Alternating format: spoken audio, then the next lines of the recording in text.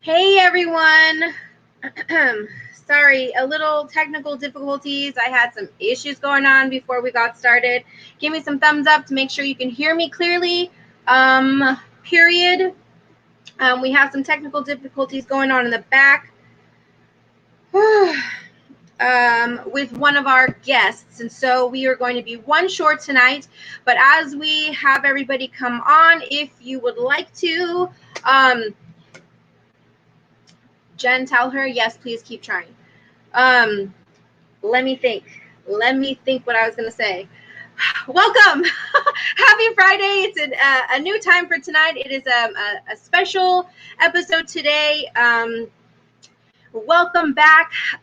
And for those of new people, welcome. My name is Jonteshia. I am the host of Serenity Now. We are usually on Wednesdays at 11:30 in the morning Pacific time. But tonight, like I said, it's a special show or a special episode, special topic. So I needed to make sure that I accommodated for my guests who are speaking tonight. Woo! Yeah, of course, it's my first time with multiple guests on, so of course there's some issues. She's going to continue, one of my guests is going to continue to work on joining us, so there's that. Period. If you haven't done so yet, please click the bell to get the notifications. If you are on YouTube, please subscribe and also click the bell, and hit that follow button as well so you can, stay in touch.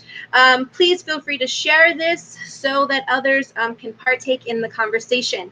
Today, we are going to be talking about sexual abuse, the judicial system in regards to victims in court cases of this and such, as well as some tips, hopeful tips and helpful suggestions on how to have these kind of conversations at home so that they are not taboo, and so that your children are aware, not scared, but aware in the event of, so that they're prepared, and just keep their eyes peeled, period.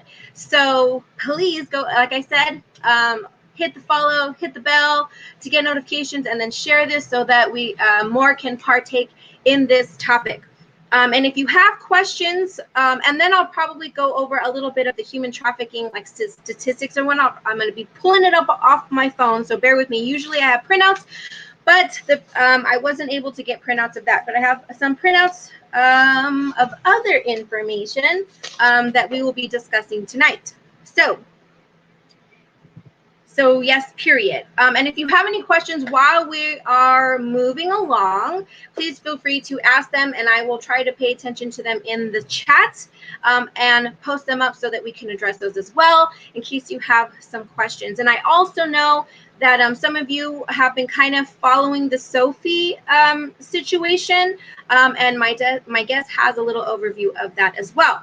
I have known Jennifer for a few years now. We met back when I was doing vendor events many years ago. I went to one of her events, I believe at her church. It was a women's empowerment, spiritual growth type of thing on the weekend. And that was a really, really fun, a fun day and a fun time. And we have been Facebook friends ever since. So without further ado, here is Jennifer.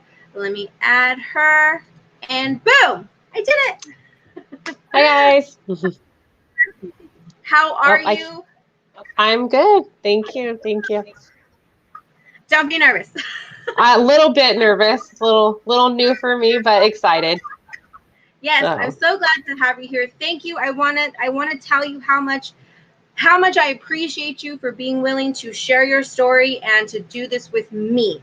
Period, because there are so many people who are interested in this and feel the way that you feel, and how important it is, especially with all the stuff going on right now, to address this and to bring awareness to it, and for, bring some kind of peace of mind. Yes, absolutely. So Jennifer also is a mother of a sexual abuse victim who went through the court systems to get her rescued. Yeah. So that is a big reason why I have her on here today. My other guest, Nikki, she actually is a former sexual abuse victim advocate who worked within the courts. Hold on. With the prosecutor's office, and she went with the victims and their families to the court proceedings. So she was the other guest, and I'm hoping her technical difficulties go away. If not, she'll be watching with us, and she'll be able to answer some things on the side if you guys want to follow that conversation as well. Okay. So Jennifer's been following the Sophie case, and so Jennifer, if you don't mind giving us a little overview of where they're at now, because I know there's a lot of people who still believe or think that she's still in that situation, and we just want to give you guys some peace of mind that she's not in that situation. But Jennifer has a little update about that. Yes. So I kind of same as everyone else. I seen the videos and kind of just lit this little fire inside me. So I started following the case just because it did sound so crazy. The information that I have, it's just been from the internet. I don't know the family or anything personally.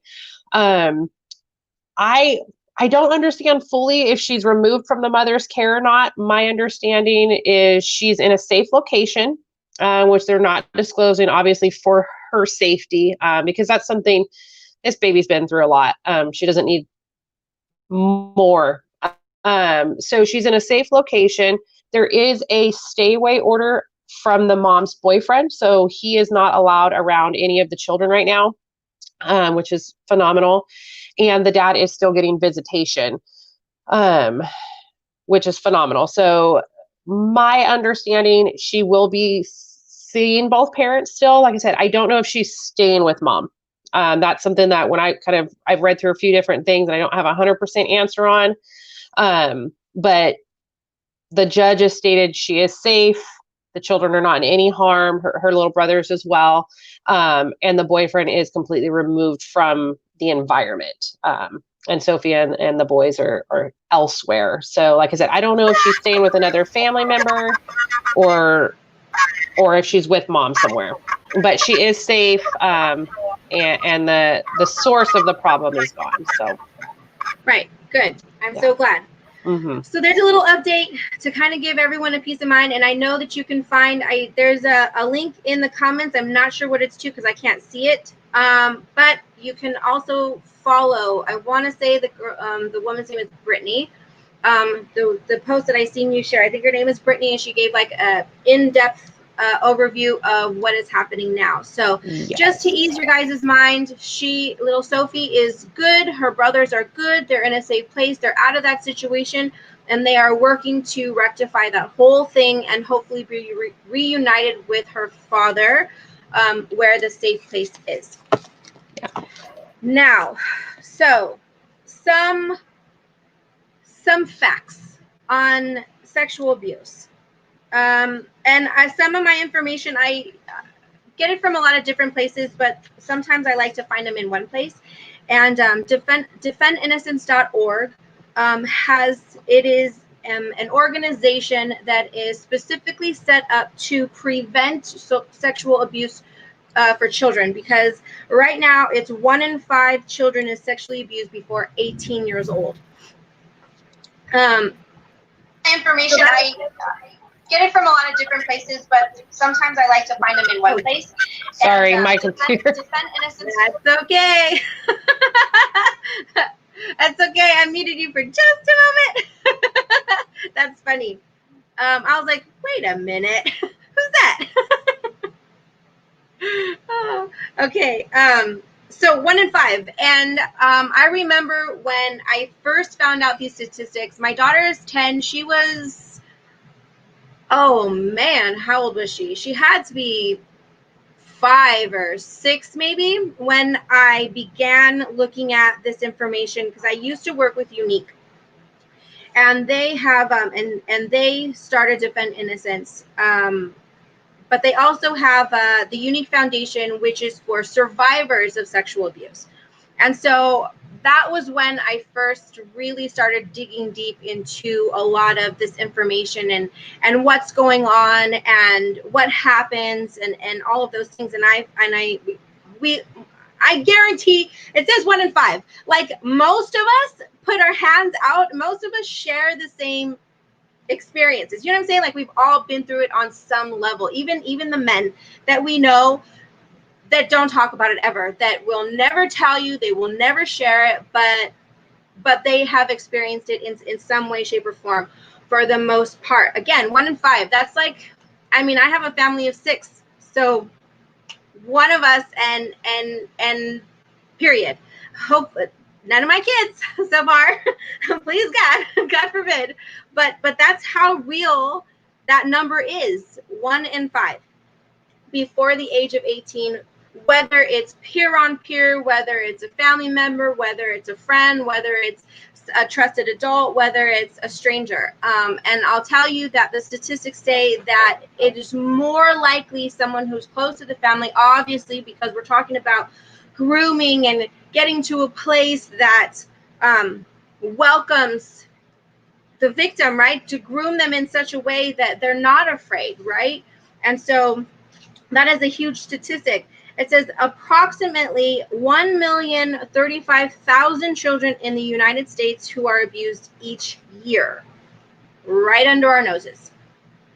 And that's not to bring fear to you, and it's not, to make you feel any type of way, or if it did happen in your family or in your life, it's not to guilt trip you on any of those levels. It's just to bring awareness that these things are happening. And one of the things that we used to talk about when I was with the company is that back in the day, and maybe not so much now, but back in the day, it was very taboo to talk about it. Like, it was very like swept under the rug. It was very like no or whatever. I mean, because imagine if something like that happened in your family, like how embarrassing that is. How, like, there's so much betrayal, there's so much mistrust, there's so much that it breaks down within the family unit, that it destroys everything. And back in the old days, you just didn't talk about it because there was no divorce, there was no,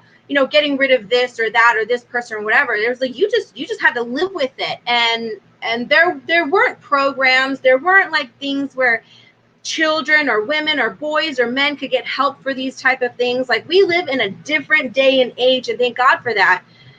Otherwise, no one would be talking about it still, and even more people would be affected and hurt by this. So some ways that can lead to child sexual abuse. So children are most vulnerable to sexual abuse between the ages of 7 and 13. Children with disabilities are 3 times more likely to be victims of sexual abuse. And technology, 34% of youth internet users experience unwanted exposure to sexual material. That doesn't necessarily mean that someone is trying to talk to them and groom them in such a way, but more like images or types of things, or, like innuendos, you know what I'm saying, that they're almost subliminal, that they're taking in, or things that they're like, oh, wait a minute, and they have to go somewhere else because it's just a normal thing in society. And let's see, children know their abusers in around 80% of sexual abuse cases. 60 are acquaintances, 20% are family members, and only 20% are strangers.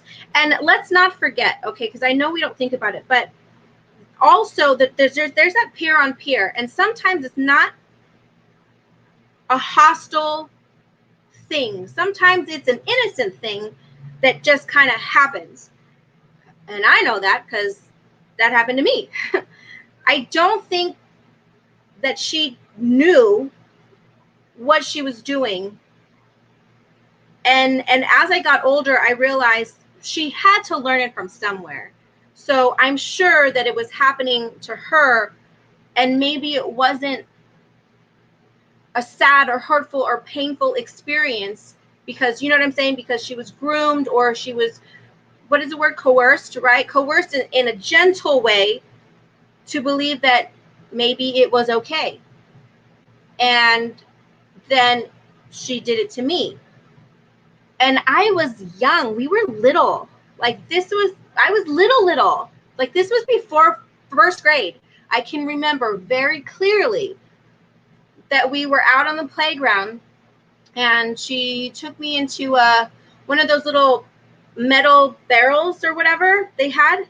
And she kissed me in there. We were before first grade. So it can happen innocently, right? Like they don't know what it is or why it's wrong or any of those things. So peer to peer, and then later on down the road, they might be like, wait a minute, that's crazy. That really did happen. You know what I mean? Like me, like that did happen. That was peer on peer. And then oftentimes peer on peer to peer on peer to peer on peer as you get older. So those are just some things to think about. They're not always intentional or to be wrong or mean or any of those things. It's just something that happens that goes. And then, of course, you have the other ones that are not hostile in nature, but are still very wrong, which also experienced. So yes, and one more. Additionally, between ages 9 and 16, children are abused more often by other I just said this by other juveniles than by adults. In fact, youth are responsible for about half of sexual offenses against other children, both aggressively and non-aggressively. So just some things to think about. Because I'm not going to go all the way into that. But so I brought Jennifer on because she has her own personal experience with a child victim in her home, and she went through the court systems and everything. And I thought that she would have a really good a different perspective from a parent's view on that. And she was so gracious enough to share that with us. So without further ado, let me unmute you, and there you go. All right, I'm back. I wanted to make a comment really quick on kind of what you were talking about with the peer on peer, because that is something that we dealt with in our home with a young child victim of sexual abuse. And once she was out of the situation, it was something that did occur with her, and trying to figure out, like, you understood this was, not okay, and why they do it. And, years and years of counseling and everything, there's a sense of that victim trying to normalize what happened to them.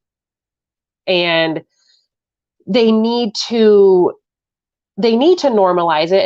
And by sharing that experience with another child, they're not the victim any longer. And that was something that we went through it when our daughter started acting out. It was, I'm in control now. No one can hurt me. And so that, that really opened our eyes to the damage that was done on, their little brains. They just don't understand the ramifications of it at that young age. So I'm glad you kind of talked about it, because it's something that typically when you do see a child who behaves that way, it's for a reason. Like you said, something has happened to them.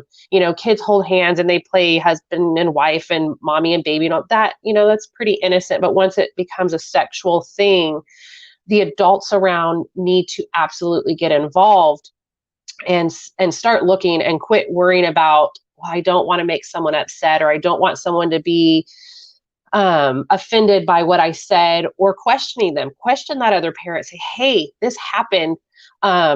Something's going on. So, in our case, we had to address the other parent and say, hey, we found out this happened. It was caused by our child. But you have to know so your child doesn't do it to another child. And it was a really hard conversation to have. But I think as adults, we have to have those hard conversations. So I will kind of back loop now to my story. I met my husband years ago. He had a little girl from that he didn't actually meet until she was about 3 or 4 years old. And then I came along, she was 7. And when I first got introduced to her, I was like, well, there's something going on here. And he's, what do you mean? I said, there's something going on. Something's not right. This is not normal behavior. And her mom at the time was kind of all over the place. We tried to go visit her and couldn't find her. And she just kind of bounced around being hidden. Finally, mom said, hey, why don't you guys take her for the summer? Awesome. We'll take her. And within 2 weeks, she had a full meltdown. This little girl was punching herself in the face, ripping her hair out, saying she hated herself. And we kind of stepped back and was like, okay, if this isn't a cry for help, I don't know what is. And it was very, I think that's when I seen the video with Sophie, why it hit so hard, because we felt it all over again. And then it became, okay, what do we do? Now we have a little girl. She was 8 years old at the time. We have a dad who's only been, proven to be the dad for the last couple of years. He's not on a birth certificate. There's no court ordered custody. Mom had full custody. Now what do we do? So we went down and we filed an emergency protection order with the court, which was a little scary. We were a little worried about getting in trouble, but you know what? It's worth it.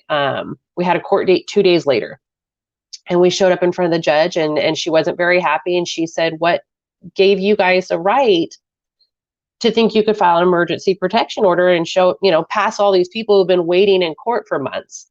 So we explained to the judge, this is what we've seen with this child. This is what she's told us. And they said, okay, well, now what do we do? Sorry, I got a message. What do we do? So they immediately ordered a mediator, a court-appointed mediator, who I am almost certain was a psychologist as well, to sit down with our daughter and talk with her. And in doing so, that first interview with the court, she was completely removed from her mom's care, went to a 2-hour supervised visit every other week. All phone conversations had to be recorded. And it was the longest, hardest 2 years of our lives fighting to get her out of that. So I know it's a really hot topic with Sophie and everybody saying nobody did anything. They are trying to think of the word. They're mandated reporters. That's the word I was looking for. If there's a sign of abuse or sexual abuse, you have to say something. Those the CPS, the mediators, the police officers, they have to do something. If they don't, go to someone else. If they don't listen, go to someone else. If they don't listen, go to someone else. We ended up calling CPS in our whole court battle because there was another little girl in the house. They didn't do anything. They just said, well, she's not your kid. Don't worry about it. So we brought it up to the judge. We said, hey, there's another child here. We couldn't really do anything about it because we didn't have any ties to it, but we just kept pushing and we just kept pushing and pushing. And like I said, it was hard. It was a really hard journey through the court, but we did it. We didn't have a lawyer. We just kind of put her in front of the right people, and they could see how broken this little girl was. Because, in our experience in our home, a child doesn't go through that type of trauma and come out on the other side okay. So I hope that kind of made sense. Oh, there's Nikki. Yes, found her. Yay. Oh, let me unmute you. Unmute. Oh, I think you have yourself muted. There. Finally. There we go. Jennifer, you. Hi.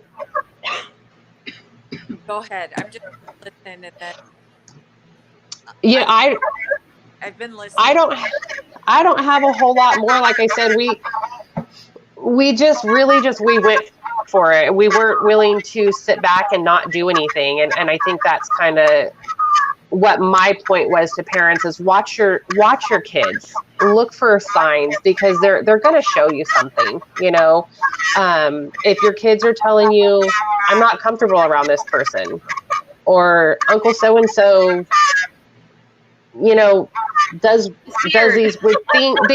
He gives me this weird feeling. Don't make him go sit on Uncle so-and-so's lap. Listen to your kids, watch them. I think that's a really big thing. That was a big thing for us because it took us a couple weeks to really start finding out the severity of what was going on. But the signs that she put out was what prompted us to act. It's not normal behavior for a little girl to do that. So like I said, we didn't understand the severity of it. And it took, probably at least a year into court before we really found stuff out. And, you can fast forward almost 8 years now, I guess. And there's still stuff she doesn't tell us. And we're still dealing with the consequences of her childhood.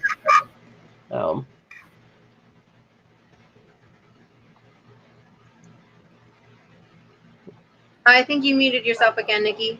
Yeah, it's definitely in my experience, it's definitely a process that probably is going to get or should get worked on, for probably forever, because it's something that can affect your relationship, family, with friends, with a man, woman, whatever,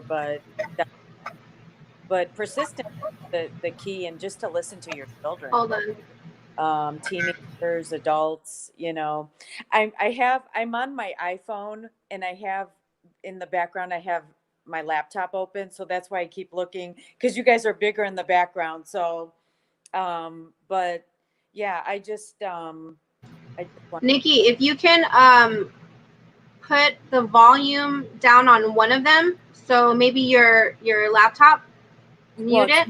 It's muted. Is this too loud? No, I don't know. They're saying that they're hearing feedback. Let me go grab. I'm gonna go grab my my earbuds, see if that helps. And then Nikki, if you have earbuds, grab those. Yeah, I do. Okay, grab those, put them on. I will be right back. Jennifer, you're our host for just a moment. All right. Okay. Well, hey guys. Nikki kind of touched on something about the ongoing thing and something that we experienced with ours, because like I said, this is my stepdaughter. She personally was terrified of her biological mother getting in any sort of trouble. So we were up against another battle of actually competing with our child to get the truth out, and the mother at the time, who was trying to cover her own butt. We weren't pursuing any sort of criminal action against mom, but it was more, what do we got to do for the safety of this child to get her out of it? But it was really hard because we had a very stubborn little girl who was trying her best to cover up the past.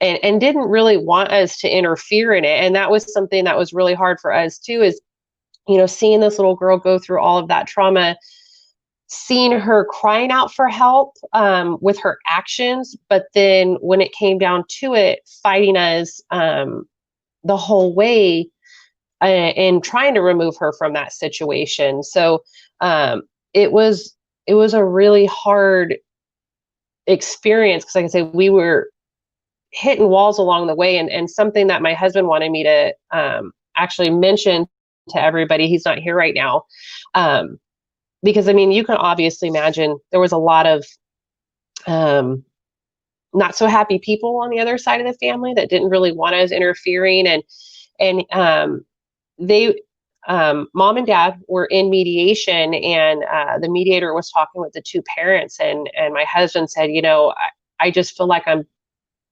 not trying to be a bastard. This is my little girl. And he said something that stuck with him is his mediator, they're both in the room, and the mediator looks at him and he said, if it comes to protecting your daughter, you be the biggest bastard you can be. You take whatever they're going to say, take it. Who cares? And that really stuck with him, and that kind of really helped push him through, because like I said, it was years of this, and that just kept playing in his head, where that lady said, you just be the bad guy. If that's what it takes for you to truly be the good guy, be the bad guy. Let all of those people who are keeping these children in this bad situation, because, and this is our experience, like I said, I can't speak to everyone. When you have a child that is being sexually abused and verbally abused and all that, and they're acting that way, the families know. And that's kind of what you were talking about a little bit earlier. The families know. Grandparents know. The aunts and uncles know. You don't have children behaving that way and doing those sort of sexual behaviors. And watching the children be bounced around, because in our case, she was bounced from aunt to uncle to grandparent to mom to this, to this, to this. They knew, and that was something that we had to go up against. And then now we're fighting this entire family who's trying to keep a child in that situation. And then it's, wrapping your logical mind around it. The aunts and uncles know. You don't have children behaving that way and do. Oh, sorry. My laptop likes to just kick on all of a sudden.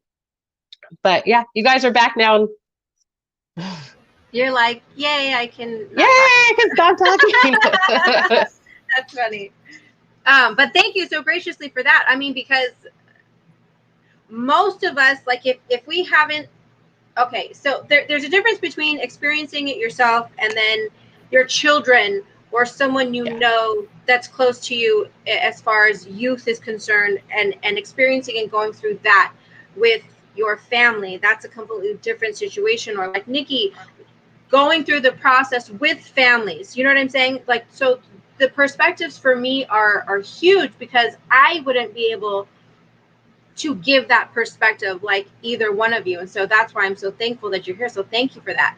And I know Nikki was saying before, and which I want to ask Jen, Nikki was saying that when you're inside the courts are looking for specific words or verbiage that the children can articulate. Is that true? Well, not saying that you're not telling me the truth, Nikki, but more sense in confirmation from Jen, as far as what the courts are going to ask you should you have to go through God forbid, a situation like this. Yeah, I would absolutely agree. They're very big on not coaching your children. So they do listen. Oh, you can't hear her at all? I can't hear her. No, I didn't can even you hear me? her before you started talking, Jonteshia. Can you hear me now? Still no? I've been talking a lot. I hope everyone else can hear me.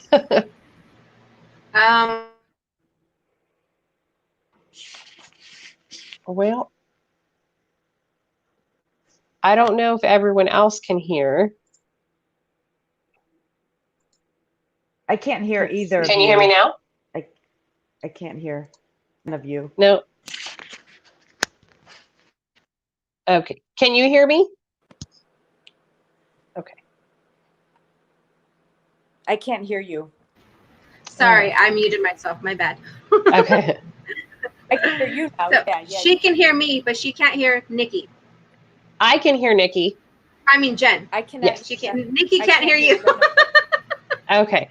Well, I would agree with Nikki. I do think the court definitely agreeing with you. She's agreeing with you, Nikki. The court does ask certain questions. No, hold on. I don't know how to. I don't know how else to do this. Can you guys hear all three of us? If you can hear three of us, I don't know what the emoji for that would be, but if you can hear just two, put the two. I hear all but bottom ones. So they can't hear you, Nikki. They can't. Okay. Some of them hear all of us. I don't know. It might just be I don't know. I can hear you. You can, yeah. And you know what? I can. You know, I mean, I took these I turned them off and took them off. Oh, you know what? So my husband, one time, we had the, 2 phones, but we were connected on one thing. So he used his earbuds for his phone, and we turned up the PC, or you can do it whichever one, so that you're hearing the feed. Does that make sense? You're seeing it on one, but you're using the audio from another. Yeah, I've done that before too. Yeah, sometimes. Go So ahead. what do you want to do? Well, remember, I can't get on my computer. I'm trying to do that. Oh, your computer's still not loading? Still not. Oh, that's why. Okay. Okay. Well, they can all hear you. Jen, talk. Okay, I can hear Nikki just fine. Nikki, can you hear her? Not. Still can't. Okay. Everyone can hear all 3 of us, though. Okay. Okay. Well, we can. I mean, you know what? I'll stay on here. I can just look at the comments, and I mean, if she wants to type, we can. I mean, I really wanted to impress upon parents on how just some things. And I know this is what you were getting at on well, your vagina, your penis, your penis, your scrotum, like that, your breast. And I think sometimes parents, and I think I've seen it, I've heard it, they call the body part something different. And um, starting at an early age, parents should do that with their children, boys and girls. So you start with little things like that. Um, I mean, I have so much information. There's no way we can cover it in one, show, but Right. just some little tips to because most child molestings happen with people we know. It's Mhm. usually a family member, a close friend, a neighbor. Oh, Nikki, you're breaking up a little bit. Um, it's generally people we know, and it the grooming process can start a year prior to. Um, I mean, the grooming process starts long before the predator picks out their victim, and they will prey upon, let's say, a single mom, um, and help her, or even deliberately do things. I I went to a conference, and it was east of here in Indiana, in Stark County or LaPorte County, that way. And there was a man in prison for life for child molesting, and he was being interviewed. We watched the interview, and he was how he chose his victim, how he Nikki, chose them. I don't mean to interrupt you, Nikki. Is your computer on? It's not on. It's not on. You're still cutting in and out. I am Um, okay. Yeah. do you have anywhere special for your internet for your service? I mean, my internet is literally right like 5 feet from me. Yeah. So, um, it's okay. I mean, we can. Uh, somebody else can talk. It's okay. I just No, you have tons of good information, and that's why I want you on here. yeah. Oh, Yeah. thanks, Jonteshia. He was talking how he picked out his victim, and he deliberately did something to the mother's car, knowing that the mother would go to him for help, and she did. Like, he did something simple to the car, and he fixed the car. So that started the process um of him just starting to groom Group, the victim right? mom. That's So crazy. then he deliberately did that. Then he would watch the child. Then she needed to go to the grocery store. Oh, I'll watch her for a little bit. So that started the process. After 8 months, he started molesting the child. Um, and the mother did not believe the child because the mom just, she loved this guy. He's like, how could he do this to her? So that starts a process, you know, where victims aren't believed by their own parents, and always believe your child. Um, Yeah. so just, I mean, there's so much information. I mean, yeah, it's a topic that just should be ongoing, Right. with families and people who have children, teenagers, preteens. I mean, in Indiana, the age of consent is 16. So even if someone is 15 and they're having sex at 7 or 8, or with a 18-year-old or 17-year-old, that's still a crime, you know. Um, yeah, I know it seems It's like years, but it's still a crime in Indiana. Every state is different. it's crazy to me, and sometimes I think about, and I know it's going to sound weird, but when I think about the people who are committing these things, who are taking the time, the ones who think about it, or even the ones who just kind of do it, like, I can't help but to think, man, what happened to them Right. to make them feel like it's something that they want or need or is normal or whatever, because these things don't just happen, you know what I mean? Like, it's something that's built over time, and then it affects someone in such a way. And don't get me wrong, there are people who have chemical imbalances and like have real mental issues, like I get that, but I mean, for the most part, these are all, most of the things that human beings deal with are all like learned behaviors, something that they've been through that caused this to happen, that caused that to happen. And in order to break those things down, they have to assess and like really think about what the cause was and really dig deep down, acknowledge that, process that, and then heal from that, and then do the steps. But there aren't a lot of people who do those things.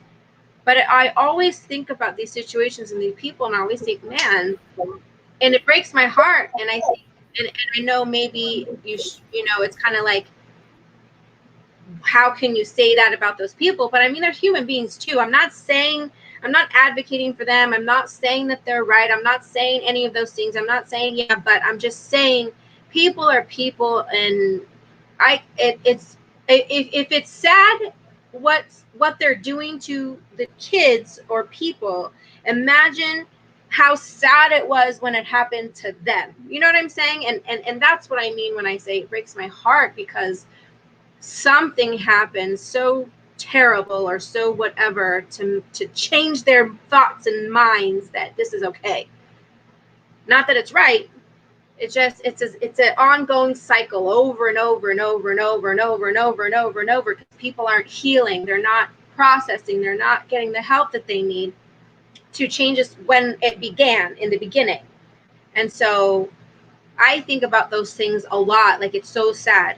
And I know this is a little off topic, but I know suicide is attached to some of these things, because when you're demeaned in such a way, like it goes inside, right? It goes so deep inside your soul, like you're violated, right? When you finally realize, either when you finally realize, because you didn't know when it happened, it was like that, or that's what that was, or a boy or girl, doesn't matter. You know what I'm saying? And like, you finally realize it, it's like a piece of you is like, like that's the feeling. That's the feeling, you know, the visual of that feeling.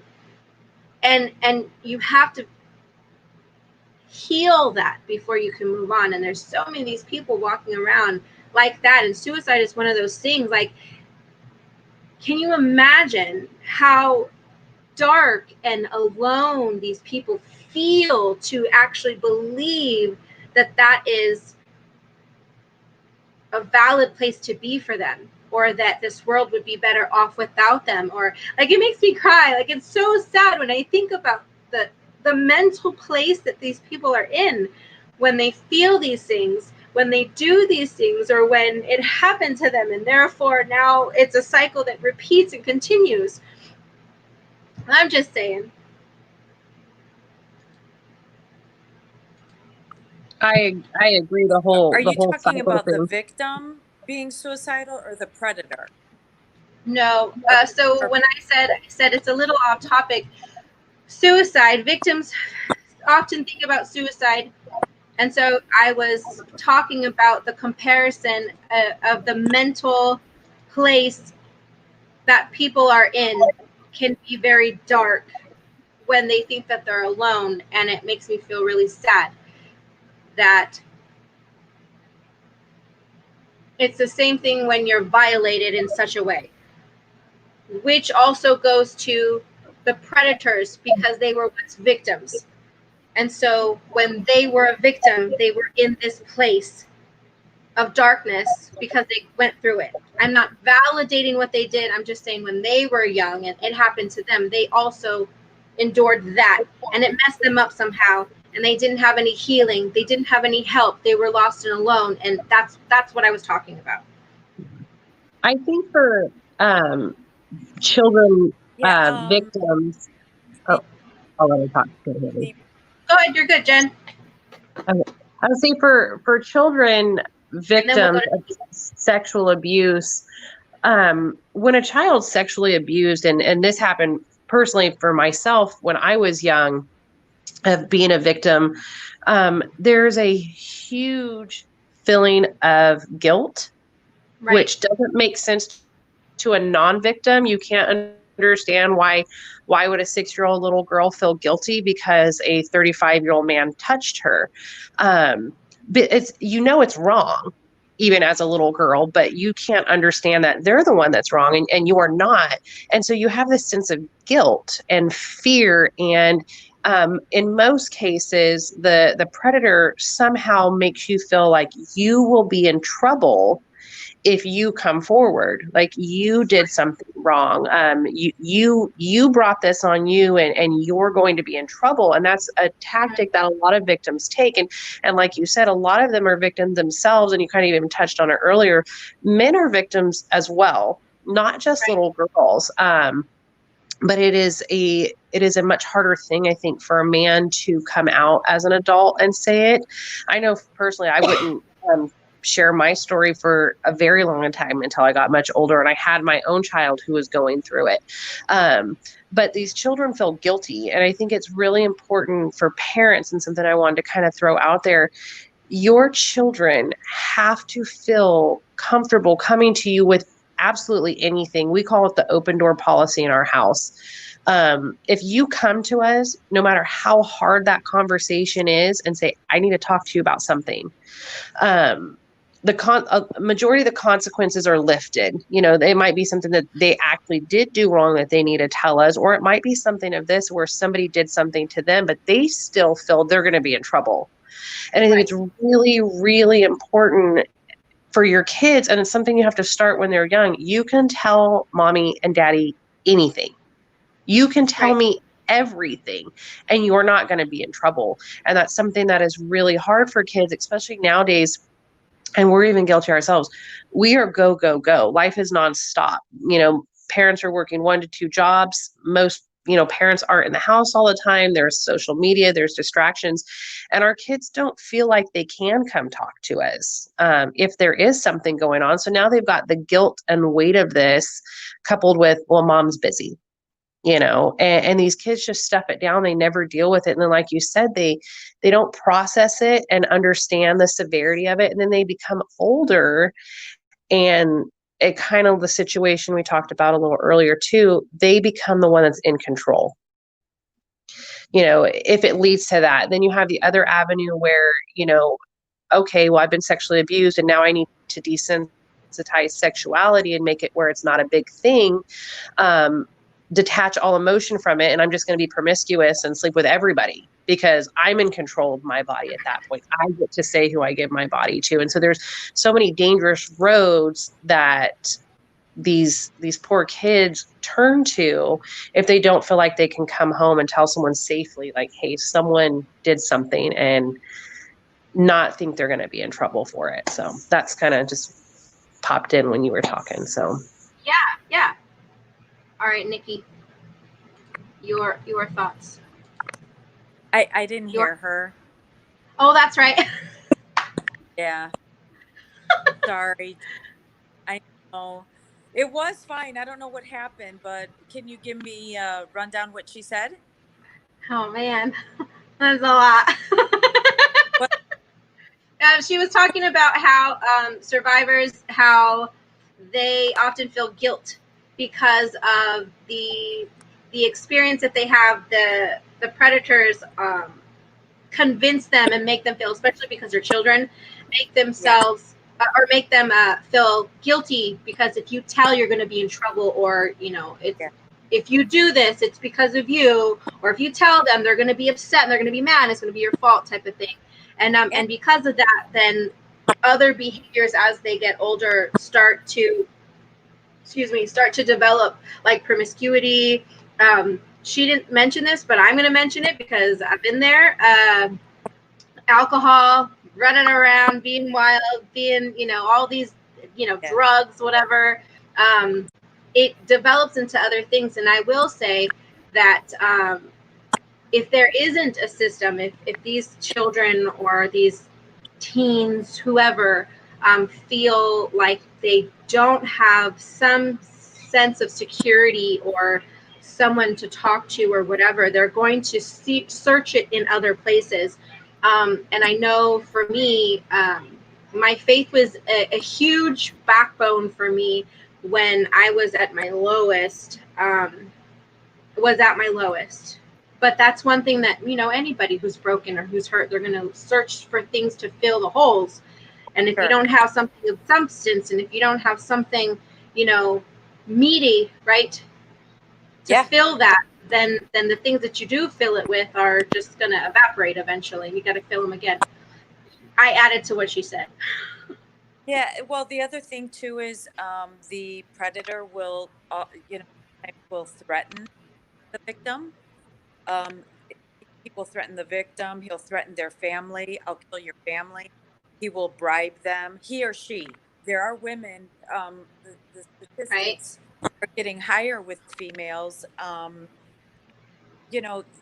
It's bribery. It's threats. It's money, candy. It just depends. In Indiana actually is, as of 2017, they were second in child abuse and sexual abuse and child abuse in the nation, guys. 18.6 in every 1,000 Hoosier children were victims of abuse in 2017. Wow. And the other thing is too, I guess, I don't recall this happening, very often. Usually molesters are habitual, they repeat it. There are sometimes where it's a situational molester where if they have low self-esteem or they're an introvert, they just have certain qualities in their personality, they'll do it one time. But I wrote some things down for some parents. I don't have children. For people who have young children or are raising grandchildren, again, some people have custody of their grandchildren or nieces, nephews. Because we think of like your vagina, breasts, buttocks. There's anus, vulva, scrotum, penis, vagina, chest, breasts. So just some terms for people. It's just so important to use those terms. I was talking to Jonteshia about that the other day. And the other Yeah, thing because we use flour.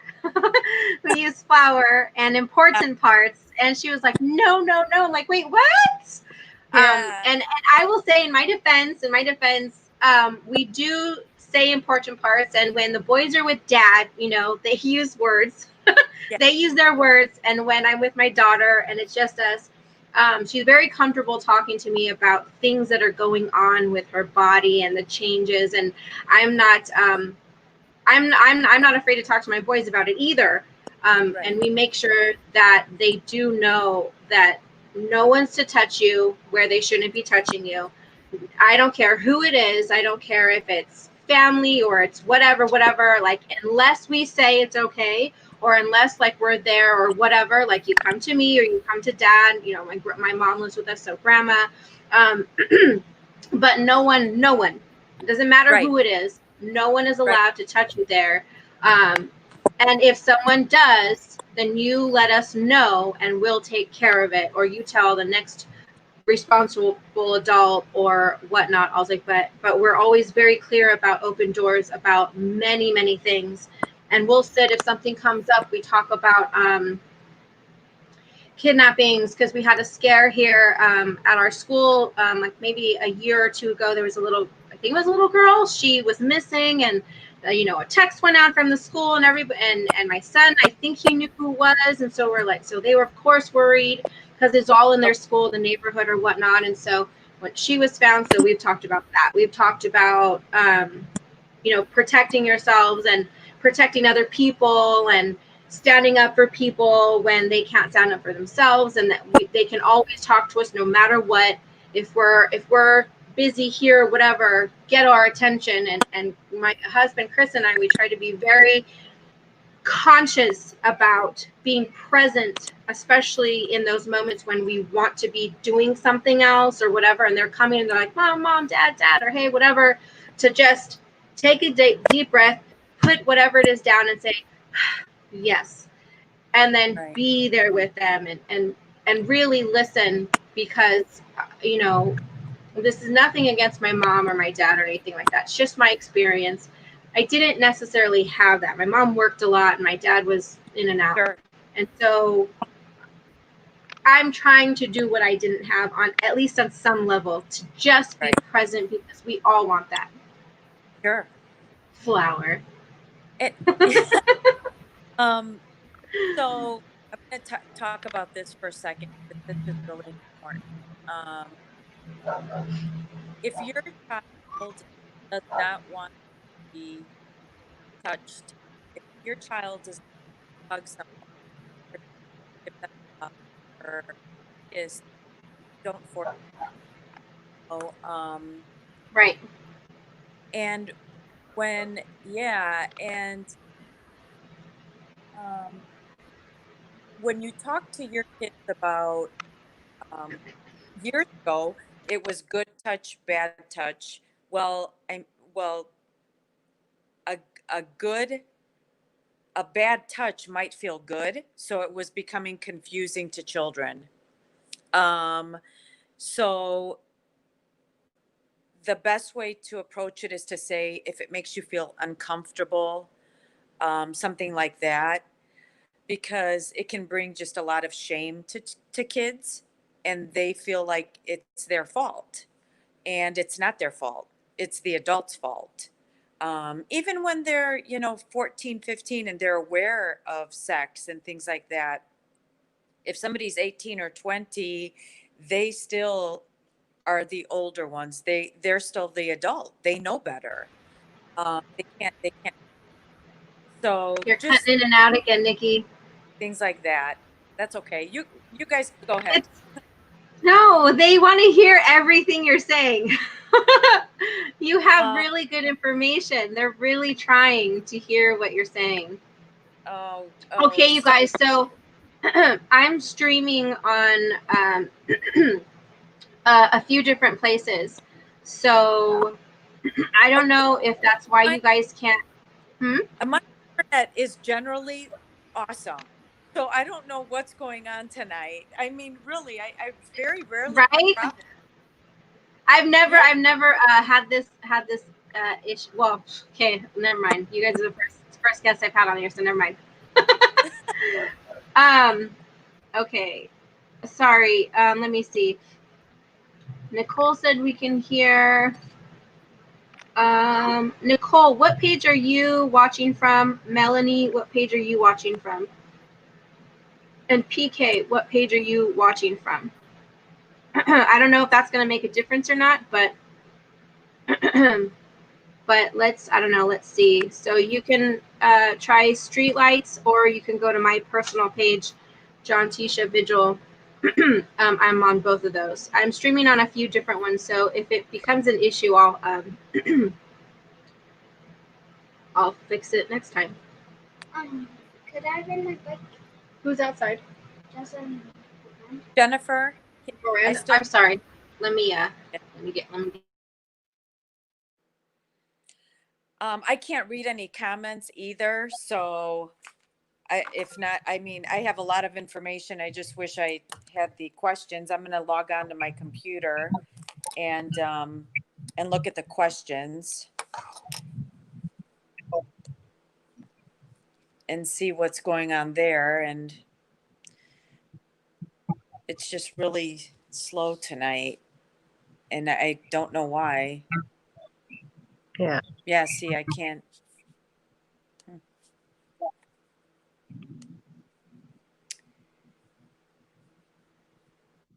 Let me see. Excuse me. Okay, So I got on. Did you get it? So maybe next time. I mean, we can next time. do a part 2. Yeah, you know, always. It's Friday. Usually I do Wednesdays, and then Fridays are recaps. So next week, if you guys are available, we'll do 2 recaps, and I will make sure that I'll figure out like my streaming. Maybe that's part of it. I don't know. Because it's being like separated. I don't know. Yeah, it's okay. I mean, we can go to part 2 because there's a lot of, and maybe we can look at the comments, and if people have questions, Yes, and then write them answer. down and come back with them. Yeah, and Yes. again, it varies from state to state what the laws are and the statistics and things like that. But I mean, yeah, there's just so much to talk about. There's a lot of it. Just Yeah, you're cutting in and out for me now. sorry. That's okay. Jen can't hear you either. Okay. We'll end it. She's like, I'm done. Write down. Okay, so I know. Court system. Yes. Yeah, we can talk about that as well. Yes, 100%. Like what they're going through and what to look out for, or what to expect, or whatever. Okay, guys. So we are going to wrap it up a little bit. It's been an hour. I know we could go longer, but because we're having some technical difficulties, and I know you guys really want to be in the discussion and to keep it going, which I appreciate everyone for sticking around. We are going to meet in the backstage here, the 3 of us, and we're going to have some brainstorms. We're going to go through the comments, and we are going to, you guys can also go through the comments, and I'll let you know where these are. And then go through them, read them. You could respond to any of them if you like, or write down whatever questions they have. We'll write them down, and then we'll have another segment next week on all of these things, so we can answer those and then have kind of a better structure of what topics we want to hit. That way we can give you the information, and it's not so throwing up on you with all of the things, because there's really so much to bite into on this, and to address, and to make aware, and to gain confidence, especially when it comes to our family and our kids, and being able to talk about these things on that level. And then I'm not going to do it tonight, but in one of our next episodes with this, I'm also going to reference some human trafficking statistics and kind of that, because I know these can go hand in hand together sometimes. Not all the time, but sometimes. But yes. So before we leave, before we leave here, Nikki, you wanna try and give your little salute, and I'll see you soon. I mean, I just listen to your What? Sorry, go ahead. yeah, just listen to your kids. Just be aware of who they hang out with, what you allow them to do after school. Right now there's COVID, but the more sports they're involved in, the more friends they have, the more you keep them busy, the more they're going to be around people that can take advantage of them. Pick one sport and allow them to do that. Um, I don't know. My dad was very strict with us. We were raised by Greek parents, so he kept us very close, and we couldn't stay the night at people's houses or anything like that. Yeah. And now I know why. At the Yeah. time, I didn't understand it, but that's my advice. We can talk some more, you know. Awesome. But yeah, don't give people access to your kids. Not on That's that it. level. Not allowed. All right. Thank you so much, Nikki. Don't leave yet. Stay backside. We'll be with you shortly. Okay. Thank you so much. Yep, you're welcome. Oh. All right. Don't leave, Nikki. Okay, Jen. I know there's so much more we can bite into here, but for now, give us a couple key takeaways that you want to leave with our audience for now. Awesome. Okay. Yeah. Again, make sure your kids are comfortable talking to you. Make sure they know that there's nothing they can tell you that's going to make you stop loving them. Make sure they understand that if something ever does happen to them, it's not their fault. And watch your children. Pay attention to them. Look for behavior changes, appetite changes. If you look for the signs, you might not always see your face. Oh, your sound's going out. Great. But just watch your kids. That would be my advice. Pay attention and don't be afraid to be the bad guy if it means standing up for them. Yes. So one thing that I loved about what you said was to remind them that you will love them no matter what. That you will love them no matter what, because it's really easy for children to internalize that and take ownership and of and responsibility of something that is way bigger than them. I think that's huge. Thank you, Jen, so much. I appreciate you so much. Don't leave. Stay backstage, and I'll be right with you. Okay. All right. So, man, thank you everyone for bearing with me. It's the first time I've had a couple guests on and working through the screen, the multiple screens. Technical difficulties. I thank you so much. I don't know if it looks blurry to you guys, but my screen looks blurry to me. It's weird. Anyways, thank you for hanging out. We are going to continue this topic because, as we said, there's so much to bite into and discuss and break down, and really different little topics of this of this subject for us to touch base on. And so we're going to come back on Wednesday. I will let you guys know what time. Most likely it'll be the evening because I think it works out better for Jen and Nikki. So it will be either Wednesday or Friday or both, depending on what you guys think needs to happen. We'll go from there. But if there are any other parts of this topic that you guys would like to touch on, please leave them in the comments, because we're going to go back into the comments and we're going to write them down so that we can address those.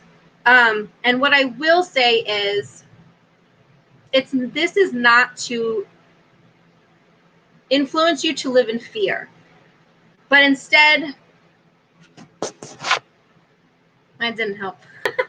Not to live in fear, but instead to give you the confidence, to empower you with education and with knowledge so that you know moving forward the things that you can do, right? Because Serenity is all about letting go of what you can't control and taking and having the courage to change the things that you can, and having wisdom to know the difference. And really, that's what this is all about, is to know, to figure out what you don't know, learn what you don't, and then implement those things in your life. And then you can teach them to your kids, and then they can teach them to their kids, and so on and so forth. And that way we can break that curse, because really that's what this is. It's a generational curse that so many people are dealing with. But what we don't realize is that those curses can be broken. And really all it comes down to is education and confidence to actually change it yourself, because that's within our own power. That's how we were created. And so I encourage you to stick with us, Join us again next week so that we can continue this conversation, so we can continue to uplift and encourage each other to make small steps to change the world for the future for our kids, and so that we can live in peace of mind, and confidence that we're doing everything that we can to make this world a better place, even if it's just a little bit at a time. So again, I thank you, and I appreciate every single one of you for sticking it out with us. We will see you again next week for Serenity Now. You can find us here on my page, my personal page on Facebook, Jonteshia Vigil. You can find us most likely on Streetlights Unity Movement page. I also have a Facebook page. It's just my name, Jonteshia. I stream on there as well, and YouTube, Jonteshia. Come check us out. Hit the bell, get the notifications, hit the follow button, and share this so that more people can participate and hopefully learn something and spread some love. I love you guys. I'll see you soon.